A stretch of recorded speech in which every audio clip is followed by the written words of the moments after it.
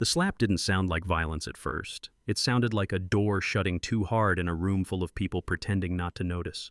For a fraction of a second, the Maple Junction diner kept breathing, forks scraping plates, coffee steaming, quiet Saturday voices humming along. Then the sound landed, sharp and final, and the room forgot how to exhale. Gavin Cole sat frozen in the cracked booth by the window, blood warming the corner of his mouth. He tasted metal behind his teeth but didn't react. Across from him, his daughter's small hands tightened around her mug of hot chocolate. The marshmallows she'd arranged so carefully drifted apart. Lila was 8, old enough to understand something was wrong, young enough to believe that if she held on tightly, things might stay where they belonged. "You okay, old man?" The man who'd slapped him laughed, loud enough for the room to hear. His confidence fed on silence. Gavin didn't look at him yet. He looked at Lila. Her green eyes, her mother's eyes, were fixed on his face, searching for something familiar. What she found instead was confusion, the kind that arrived when a rule broke without warning. Good people don't get hit for doing nothing wrong. Rachel had taught her that. Rachel had believed it. Rachel was gone. Gavin reached for a napkin and dabbed his lip, slow and deliberate, as if the movement itself were a lesson. He needed Lila to see that his hands, these hands, were still gentle. "I'm okay," he said quietly, just for her. "It's just a cut." "But you didn't—" Lila stopped, unable to finish the thought. Gavin gave her a small smile. "Sometimes we don't need to." Behind him, the man shifted closer, emboldened. He wore expensive boots that had never seen work and a grin that lived on borrowed power. "Teach your kid better manners," he said, glancing toward Lila. "Dad should show her how to stand up for himself." That did it. Not anger, not rage. Something colder. Gavin stood. The movement was unhurried, controlled, no chair scraped, no table shifted. The diner noticed anyway. Space adjusted around him without being asked.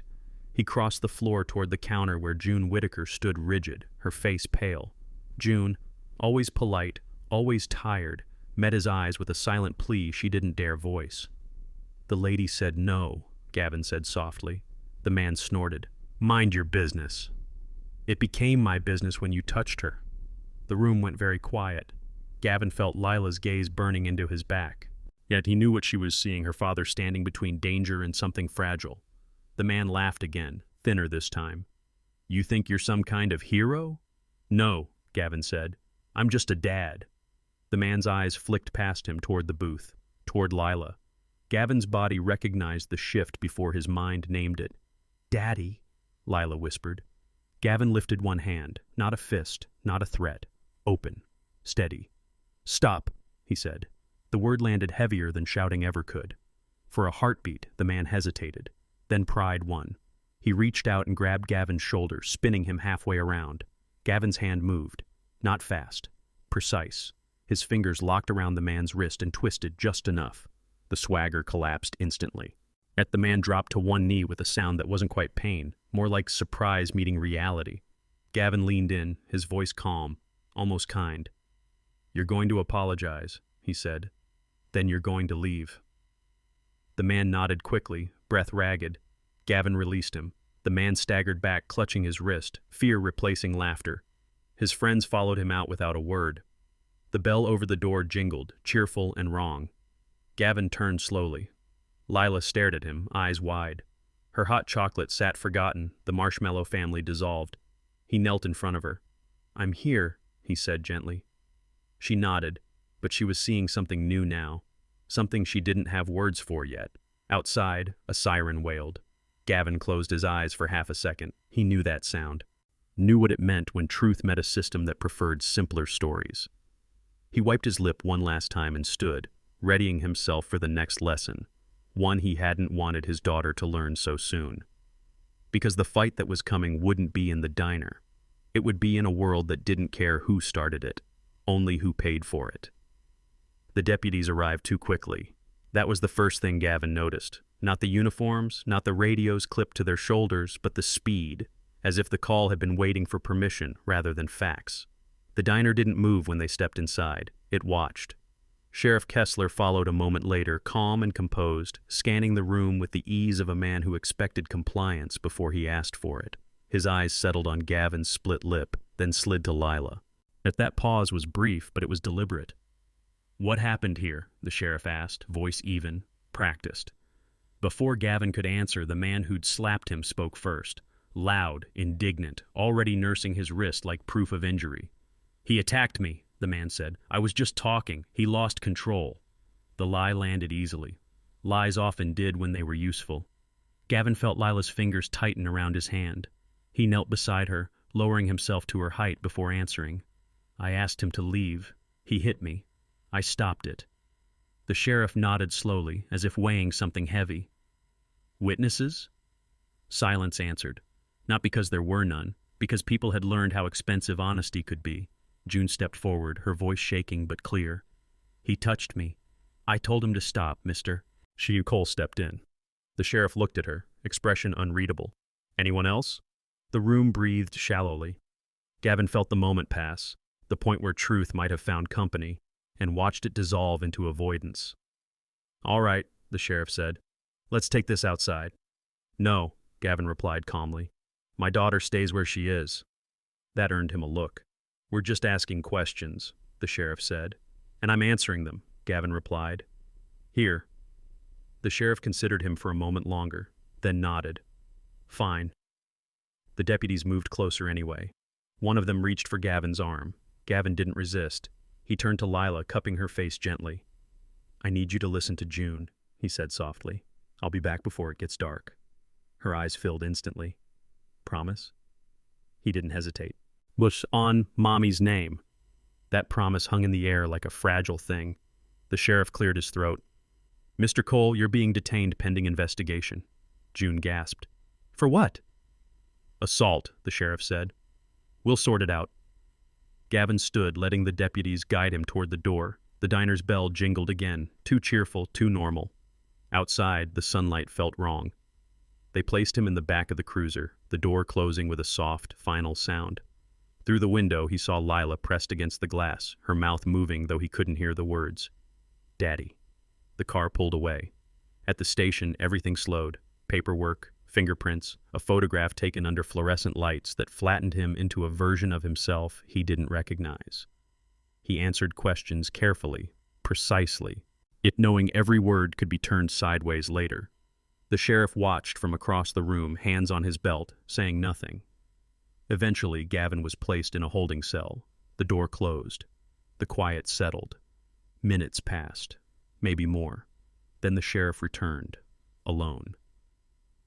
"You could make this easy," he said conversationally. "Sign a statement. Admit you overreacted. Go home tonight." Gavin looked up. "That's not what happened." The sheriff smiled faintly. "That's not how reports work." Gavin stood, gripping the bars lightly, not in anger, but in restraint. "My daughter saw everything." The sheriff's smile thinned. "Exactly." Something cold slid into Gavin's chest. "You think about what's best for her," the sheriff continued. "Kids don't need instability." Gavin met his eyes. Kids don't need lies." The sheriff's gaze hardened. "You're not from here, are you?" "No," Gavin said. "But my daughter is." The sheriff stepped back, patience evaporating. "Think carefully," he said. "You don't want this getting complicated." He walked away. Gavin sat on the bench, elbows on his knees, breathing slowly, counting heartbeats the way he used to in places without clocks. He thought of Lila counting sidewalk cracks. He thought of the promise. When the phone call came, he didn't hesitate. He dialed a number he hadn't used in years. The line rang once, twice. Then a woman's voice answered, calm and precise. "Elaine Park." "It's Gavin Cole," he said quietly. "I need help." There was a pause, just long enough to recognize gravity. "I'll be there," she said. "Don't say anything else." The line went dead. Gavin leaned back against the concrete wall, closing his eyes. The system had made its move. Now, so would the truth. Gavin didn't remember setting the phone down, only the weight leaving his hand, and the way the air in the holding cell seemed to change afterward, as if the room itself had begun to listen. He sat on the narrow bench, elbows on his knees, eyes lowered. The concrete wall behind him was cold, but not unfamiliar. He had waited in worse places before. places without names, places where time was measured in breaths instead of minutes. Outside the cell, the station moved on. Radios crackled. A drawer closed. Someone laughed softly down the hall, unaware that a little girl was learning what it felt like to wait for a promise. The sheriff hadn't come back yet. That, Gavin knew, was intentional, as men like him believed silence did part of the work for them. Footsteps finally approached, but not the sheriff's. Lighter, quicker, uncertain. A deputy paused outside the bars. "You get a call," he said. Not a question. Gavin stood. The deputy unlocked the door just long enough to let him step out, then guided him down the hall. No cuffs, no kindness either. The front desk looked up as the door opened, and then she was there. Elaine Park stood in the middle of the station like she belonged to none of it. No uniform, no badge, just a dark coat, a folder tucked under one arm, and eyes that took everything in without asking permission. She didn't scan the room anxiously the way most people did. She assessed it. When she saw Gavin, her expression didn't change, but something in her posture softened, just slightly. "Gavin," she said. He stopped a few feet from her. "Elaine." The deputy hesitated. "You his lawyer?" "I can be," Elaine replied calmly. "Right now, I'm the reason you're going to document everything you say next." The deputy blinked, unsure whether to be offended. Elaine turned back to Gavin, lowering her voice. "Are you hurt?" "Nothing that matters." Her eyes flicked to his lip. "That's not the question I asked." He gave a faint smile. "I'm still standing." She nodded. "Good." The sheriff appeared then, stepping out of his office with the relaxed confidence of a man who believed he controlled the room. "Ms. Park," he said pleasantly, "I hear you're asking questions." Elaine met his gaze. "I'm here for my client." The sheriff's eyes moved to Gavin. "That's so?" "Yes," Gavin said evenly. The sheriff clasped his hands. "Well, you're welcome to observe. This is a simple matter." Elaine tilted her head. "Then it should resolve simply." She opened her folder, not dramatically, not fast, just enough to show the sheriff the first page. His eyes flicked downward, then back up, the smile tightening at the corners. "You've already filed something," he said. "Preservation orders," Elaine replied. "Dispatch logs, any available footage in the vicinity of the diner, including external sources." The sheriff chuckled. "You're moving fast." "I don't move slowly when children are involved." That landed. The sheriff's gaze sharpened. "Your client escalated a situation." Elaine's voice stayed level. "Your witness initiated contact. My client disengaged once the threat ended." "There are conflicting statements." "Yes," Elaine said. And there are also cameras you haven't reviewed yet." The sheriff's jaw flexed. "This town doesn't appreciate outsiders making assumptions." Elaine smiled faintly. "I'm not assuming. I'm preparing." Silence stretched between them. Finally, the sheriff exhaled. "Mr. Cole will remain in holding pending further review." Elaine nodded. "Then I'll remain present, and I'll be filing for bail." The sheriff turned away, already dismissing them. "We'll see." As he walked back toward his office, Elaine leaned closer to Gavin. "Listen carefully," she murmured. "He's not going to hit you directly. He'll apply pressure elsewhere." Gavin swallowed. "My daughter." Elaine's eyes met his. "Yes." His chest tightened. "She's with June." "I know," Elaine said. "I spoke to her. She's safe, for now." Gavin closed his eyes for a moment. "And I promised I'd be home." Elaine's voice softened, but didn't waver. "Then we make sure that promise survives the paperwork." The deputy returned, guiding Gavin back toward the holding cell. As the door closed, Elaine stayed where she was, already dialing her phone. "You're not alone in this," she said quietly through the bars. "But you need to do exactly what I tell you." Gavin nodded once. "I can do that." "Good," she said, "because the next move won't be about truth." The line clicked shut. Gavin sat back down, the echo of the door still ringing in his ears. For the first time since the diner, he allowed himself a single, dangerous thought. The fight had changed shape. And somewhere outside the station, a woman who didn't blink at shadows was already turning the system against itself. Elaine Park didn't hurry when she left the station. Men like the sheriff mistook speed for urgency. Elaine knew better. The most dangerous things in law moved slowly, wrapped in forms and courtesy. She stood beside her car, phone pressed to her ear, eyes on the sheriff's office across the street. Brick, flags, a building designed to look permanent. "Yes," she said into the phone, "I need a state-level preservation request filed tonight. Emergency status." A pause. "Yes, child present. Potential intimidation." Another pause, longer this time. "Thank you," Elaine said. "I'll handle the rest." She hung up and exhaled, the weight settling in. Gavin had chosen truth over convenience. Now the system would test how badly he wanted to keep that choice. And across town, Lila sat very still on June's couch. The blanket smelled wrong. Not bad, just unfamiliar. She held her knees to her chest, counting the faint hums of the apartment, the refrigerator, the distant traffic, June's breathing from the chair nearby. June tried not to watch her too closely. "Do you want some juice?" June asked softly. Lila shook her head. "Daddy said he'd come back before it gets dark." June swallowed. "He's trying." Lila nodded, as if that explained everything. When the knock came at the door, June startled. She opened it carefully. Elaine stood there, posture calm, eyes gentle now. "Hi," she said. "I'm Elaine. Gavin asked me to check on you." Lila slid off the couch immediately, studying her with the same seriousness she gave adults she wasn't sure about. "You're the lady on the phone," Lila said, and Elaine smiled. "That's right." "Is Daddy in trouble?" Elaine knelt so they were eye level. "He's in a situation, but he's handling it the right way." Lila considered that. "He always does." Elaine felt something tighten in her chest. Back at the station, Gavin lay on the bench in the holding cell, eyes open. The fluorescent light buzzed overhead. He hadn't touched the sandwich they'd slid through the slot. The sheriff returned alone. "You had a chance," he said conversationally. "You still do." Gavin sat up. "I won't lie." The sheriff sighed. "You don't see the whole picture." "Then show me," Gavin replied. The sheriff leaned closer. "Child Protective Services exists for a reason. Kids who witness violence—" "Stop," Gavin said quietly. "You're not protecting her. You're threatening me."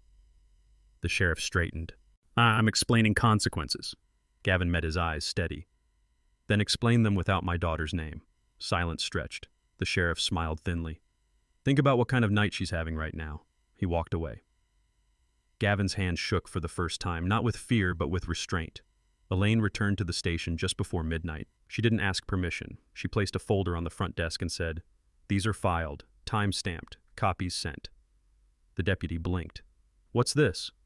"Preservation orders, motion for bail, notice of counsel presence," Elaine replied, "and a request for a welfare check, not removal, documented and neutral." The sheriff appeared, irritation breaking through his calm. "You're overstepping." Elaine met his gaze. "You already did." She leaned in just enough. "Yeah, any attempt to involve CPS now triggers automatic review. State oversight. You don't want that." The sheriff stared at her, recalculating. Elaine turned away before he could respond. When Elaine reached the holding cell, Gavin stood immediately.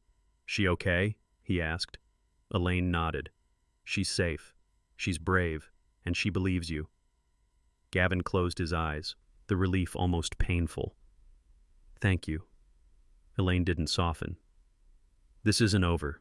He's going to escalate quietly, delay bail, probe witnesses, make it exhausting." Gavin nodded. "I can endure." "I know," Elaine said. "That's what worries me." She slid a paper through the bars. "Bail hearing in the morning. You stay calm. You say nothing extra." Gavin took the paper. "And Lila?" Elaine's voice lowered. "I'll be watching." As she turned to leave, Gavin called out softly. Elaine," she paused. "If he goes near her—" Elaine looked back, eyes sharp. "Then he stops being subtle." The door closed behind her. Gavin lay back on the bench, staring at the ceiling, breathing slowly. Somewhere across town, his daughter was sleeping in a strange place, trusting a promise that had been tested but not broken.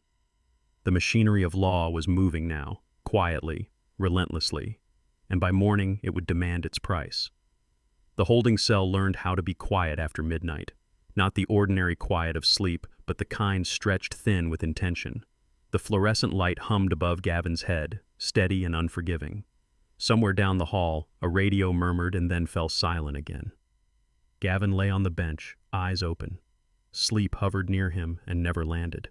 And he counted his breathing the way he used to count steps through dark rooms, slow, even, controlled. In, out, in, out. Each breath anchored him to the present, away from the thoughts clawing at the edges of his mind. Lila.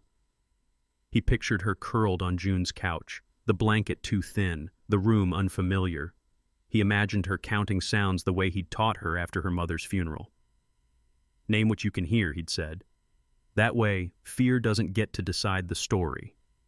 Footsteps approached, unhurried, deliberate. Deputy Moore stopped outside the bars, hands resting on his belt, eyes avoiding Gavin's. You awake? Moore asked. I am, Gavin replied. Moore glanced down the corridor, then back. Sheriff wanted me to check on you. Gavin sat up slowly. How's my daughter? Moore hesitated. Too long. She's fine, he said. With the waitress. That wasn't my question, Gavin said quietly. Moore shifted his weight. She's asleep. Gavin studied his face. Then why are you here? Moore sighed, rubbing a hand over his neck. Off the record, you could still make this easier. Gavin didn't respond. If you'd signed that statement, Moore continued, you'd be home already. This town doesn't like complications. Gavin met his eyes. Does it like threatening children? Moore flinched. No one's threatening anyone. You came here to make me imagine something happening to her, Gavin said evenly. That's a threat. Moore's jaw tightened. You don't want to be on the wrong side of this. Gavin leaned forward, voice low but steady. I'm already on the only side that matters. Moore backed away without another word. The quiet returned, heavier now. Yet across town, Lila stirred in her sleep. June sat in the chair beside the couch, phone in her hand, eyes heavy but alert. The night felt wrong, too still, too watchful. A car passed slowly outside, then slowed again. June rose and peered through the blinds. A dark sedan idled at the curb, engine low, patient. Her stomach dropped. She grabbed her phone and dialed Elaine's number, keeping her voice steady. There's a car outside, she whispered. It's just sitting there. Elaine's response came immediately. Take Lila out the back. Go somewhere public. I'm on it.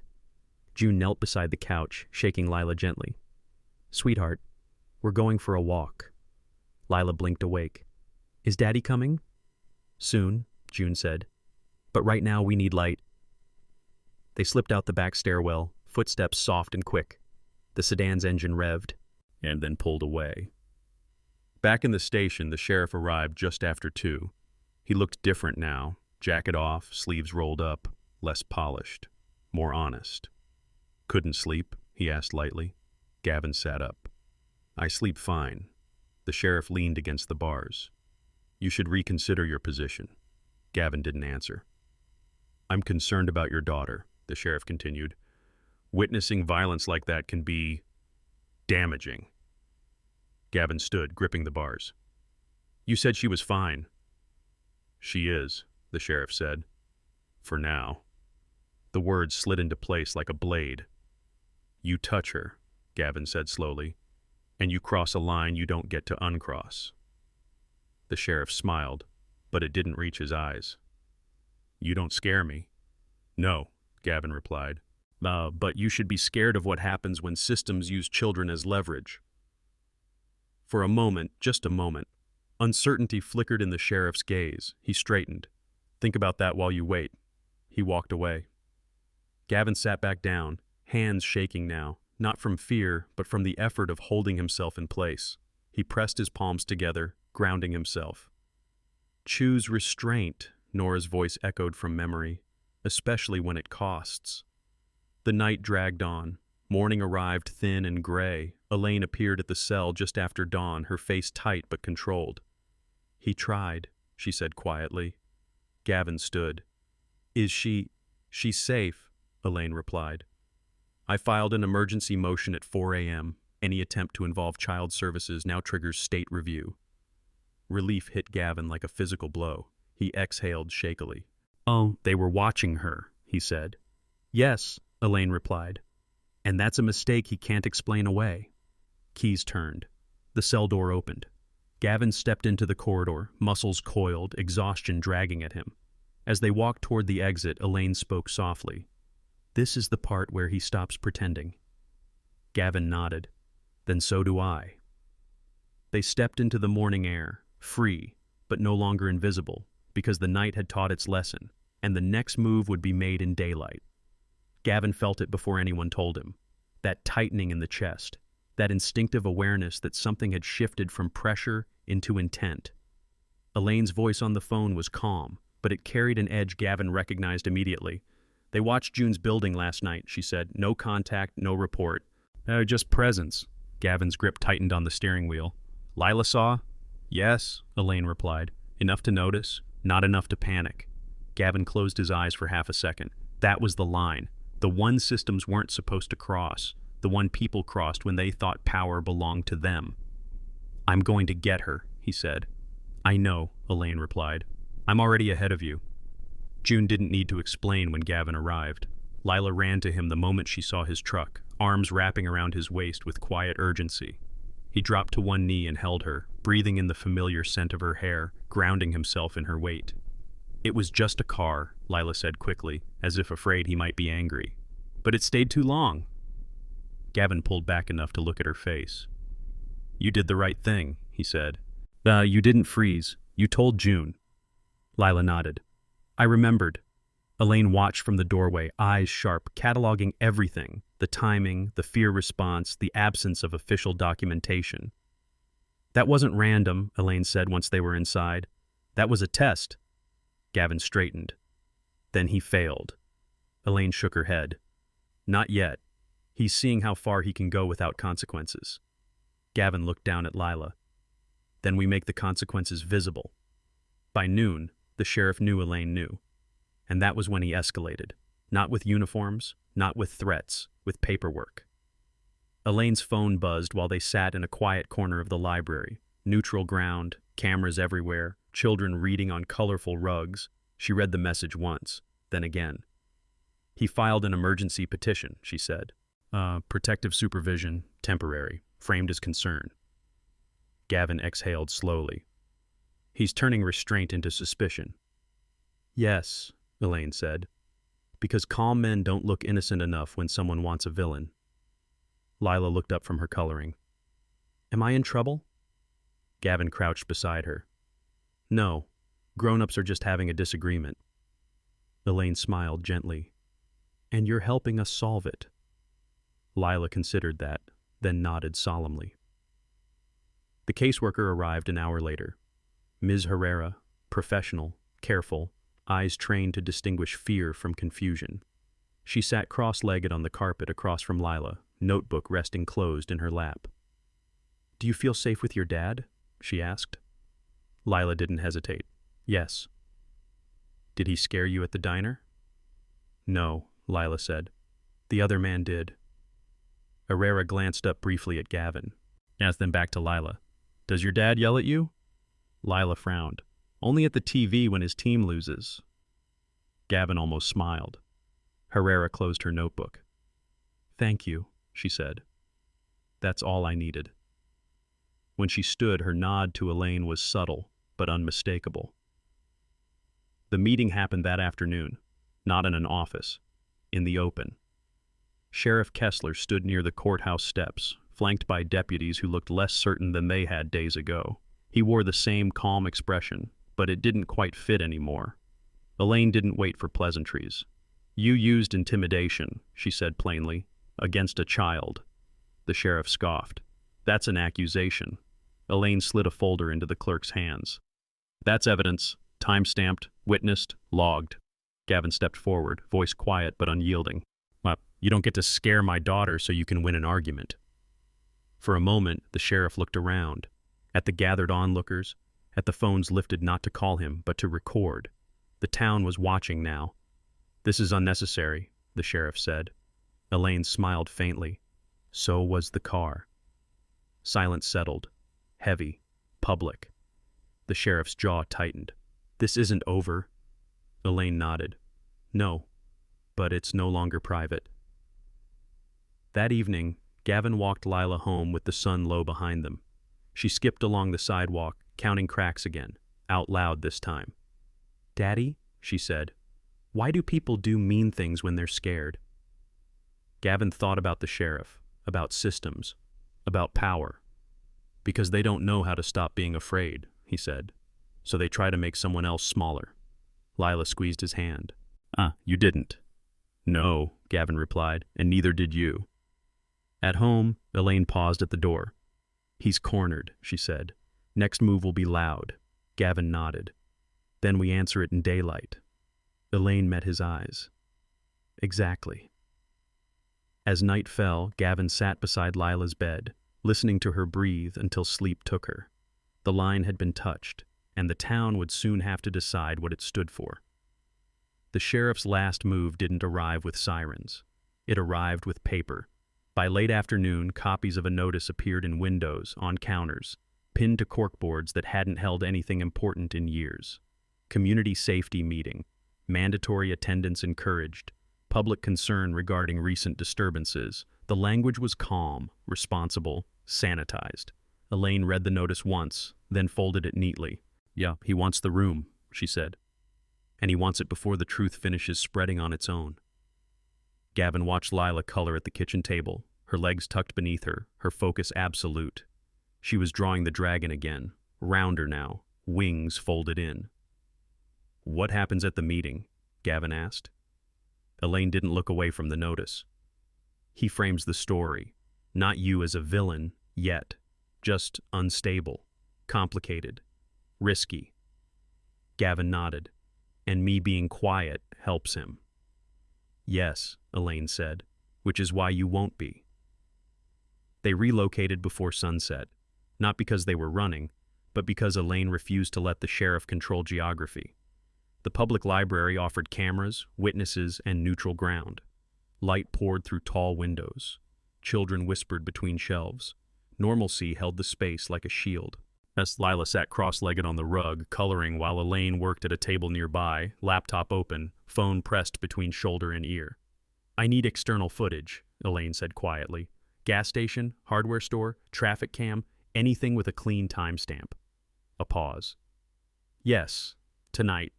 She ended the call and finally looked at Gavin. "He's already counting on the fact that you won't show." Gavin met her eyes. "Then he's wrong." Elaine's mouth curved slightly. "Good." The first ripple hit just after 6. Gavin's phone buzzed. Unknown number. He let it go to voicemail. Then another. Elaine watched the screen light up. "He's probing, seeing if you'll react emotionally." Gavin exhaled. "I won't." "Good," Elaine said. "Because he's about to do something louder." As if on cue, a black SUV rolled slowly past the library windows. It tinted glass reflecting the sky. It didn't stop. It didn't need to. Lila looked up. "That car again?" Gavin's chest tightened, but his voice stayed calm. "Just a car, sweetheart." Elaine closed the laptop.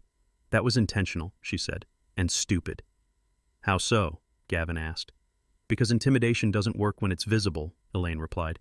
"It only works in silence." The caseworker returned just before closing.